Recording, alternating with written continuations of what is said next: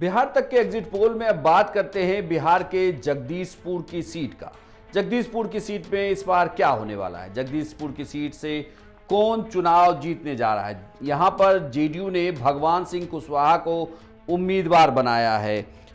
बड़े नेता हैं, 1990 में पहली बार आए, पीएफ से विधायक बने, 2000 में समता पार्टी से दोबारा जीते, 2005 में जेडीयू से चुनाव जीते और आरजेडी ने किशोर कुणाल को उम्मीदवार बनाया है और जनसुराज से उम्मीदवार हैं विजय कुमार सिंह उर्फ अंटू सिंह।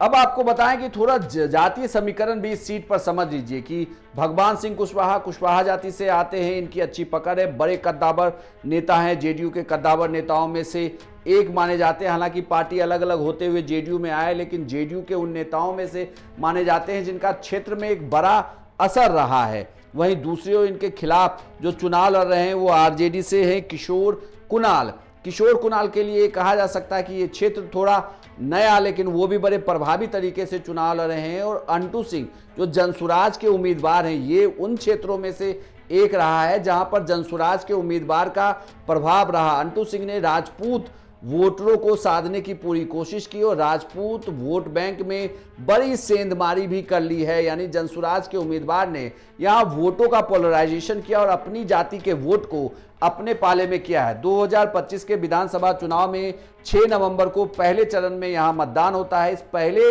चरण के मतदान में चूंकि वोटिंग प्रतिशत बढ़ा तो उसमें ये कयास लगाए जाने लगे कि क्या ये चुनाव एक तरफा तो नहीं हो रहा, चूंकि 2020 में इस सीट पर आरजेडी चुनाव जीती थी।